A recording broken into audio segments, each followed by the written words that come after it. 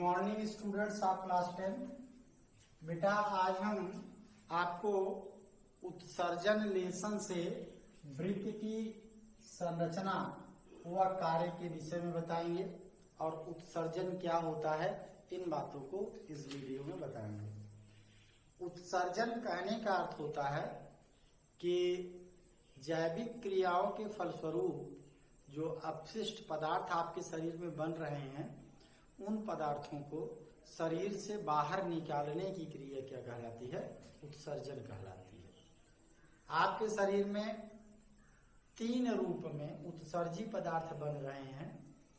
वह उत्सर्जी पदार्थ गैस के रूप में, लिक्विड के रूप में और उसके बाद सॉलिड के रूप में बन रहे हैं, या आप ठोस कह लीजिए, ठोस के रूप में बन रहे हैं। मल का परित्याग जो सॉलिड के रूप में है उसे आप किसके द्वारा कर दे रहे हैं? बड़ी आंत के द्वारा कर दे रहे हैं, अर्थात उसके लिए डाइजेस्टिव सिस्टम रिस्पॉन्सिबल हो गया। वहीं जो लिक्विड फॉर्म में आपका उत्सर्जी पदार्थ है वह यूरिन के रूप में, मूत्र के रूप में, किडनी के थ्रू उत्सर्जित हो रहा है। तीसरी बात, अगर आप बात करेंगे कि गैस के फॉर्म में, तो फेफड़े के रूप में उत्सर्जन हो रहा है। तो ये सब फेफड़ा हुआ, बड़ी आंत हुआ, वृक्क हुआ, सब उत्सर्जी अंग है। यकृत भी उत्सर्जी अंग माना जाता है, क्योंकि यकृत क्या करती है? अमोनिया को यूरिया में बदलने का काम करती है।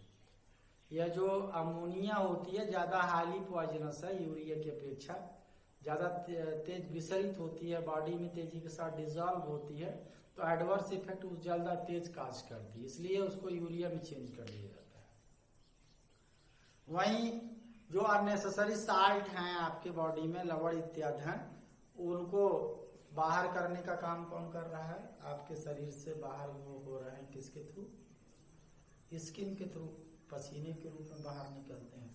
तो ये स्किन भी एक आपका क्या मानेंगे उसको? पर मतलब उत्सर्जी तंत्र का भाग ही मानेंगे, एक उत्सर्जन अंग ही मानेंगे।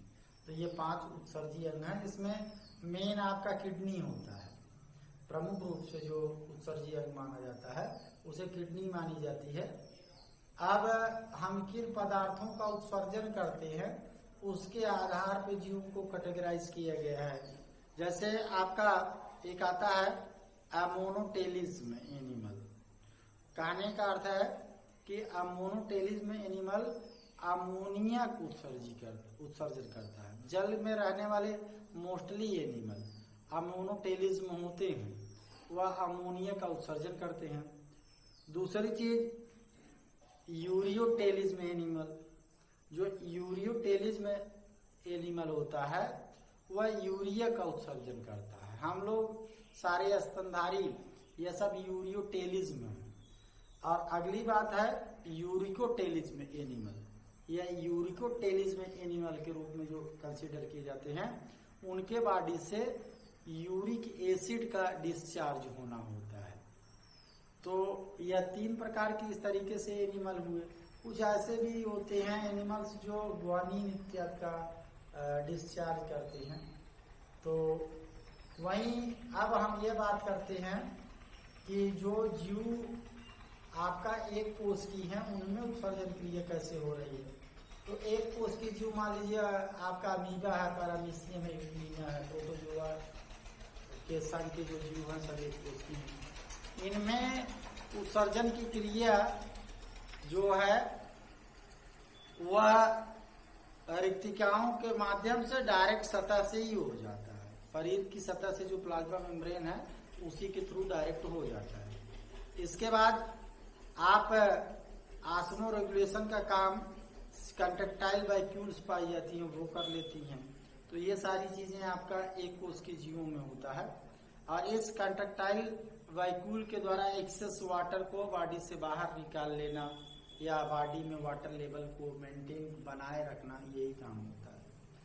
तो अब बात यह आती है कि जो मानव का आपको पढ़ना है इसमें उत्सर्जन तंत्र के विषय में, तो मानव के उत्सर्जन तंत्र में मैंने आपको फेफड़े के विषय में बता ही दी है, इंटेस्टाइन के विषय में बता ही दी है।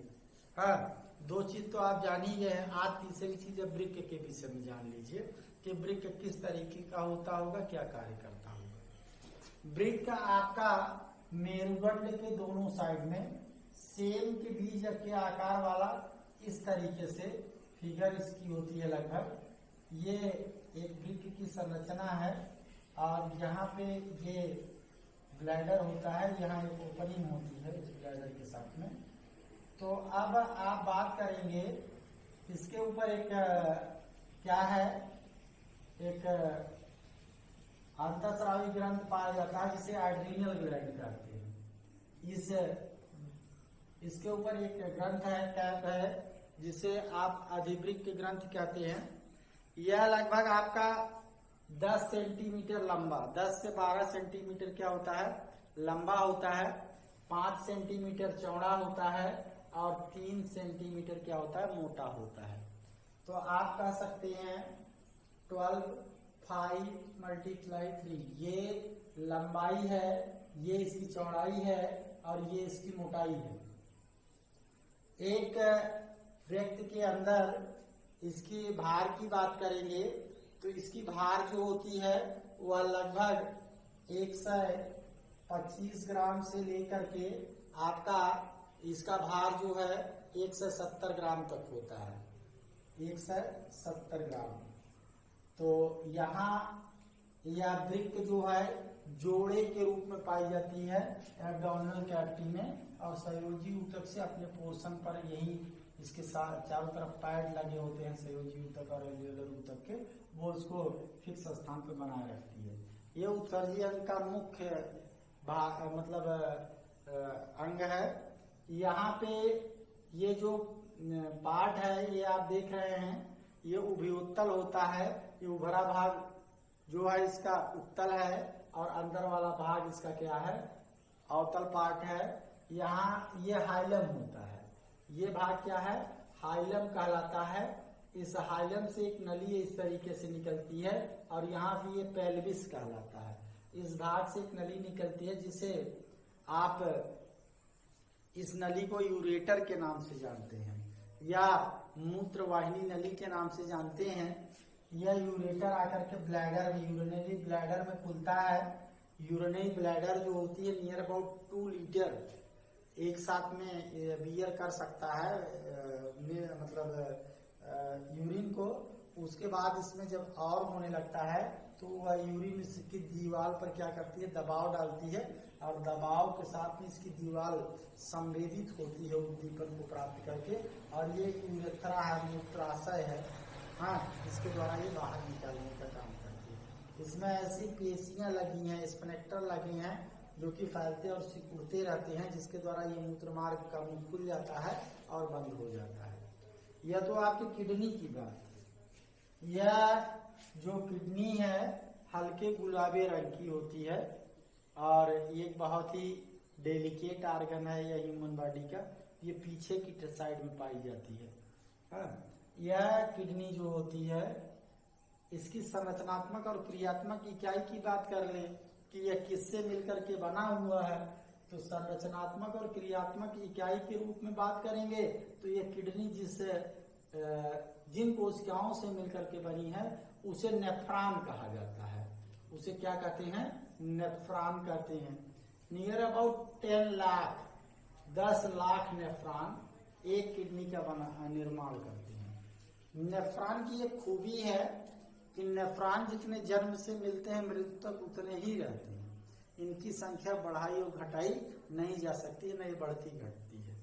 और पेयर्ड ऑर्गन है, कभी कभी किडनी खराब होती है तो उसके स्थान पर दूसरी किडनी भी लगाई जाती है, तो एक किडनी खराब होने के बाद दूसरी किडनी भी काम करती रहती है, ऐसे ही बात है। हम अब आपको बता दें कि एक नेफ्रॉन जो होता है, जो जन्म से जितना मिलता है उतना अंतिम क्षण तक रहता है, उतने ही नेफ्रॉन रहते हैं और इनकी आकार में वृद्धि होती रहती है, वो एक अलग बात है। अगर यह नेफ्रॉन के विषय में जो है इसी में अल्ट्रा फिल्ट्रेशन होता है और मूत्र का निर्माण यहीं पे होता है। उसके बाद वो नेफ्रॉन से मूत्र जो किडनी से मूत्र होता है वह इस नली में आता है और यहाँ स्टोर होता है और टाइम टू टाइम मूत्राशय से बाहर निकाल दिया जाता है। हम अगली वीडियो में आपको नेफ्रॉन के विषय में बताएंगे कि नेफ्रॉन की संरचना, नेफ्रॉन के कार्य को बताएंगे। तब तक के लिए धन्यवाद।